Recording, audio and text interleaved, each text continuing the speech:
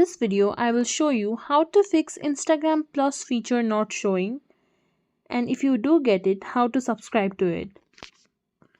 First of all, go to Play Store. Then in the search bar, search for Instagram. Now check if there is any update available. If there is, then update your app. If your app is already up to date, let's go to Instagram. Here you can see Instagram written in the top of the screen in the middle. If you tap and hold on it, you will see Instagram Plus. There are various icons you can try, but you can simply click on Try Instagram Plus. Then you will be redirected to this page. Or next option to go to Instagram Plus is simply click on your profile. Then click on these three lines in the top right corner.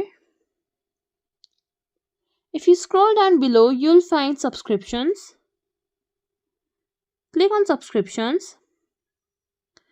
Then go to Instagram Plus.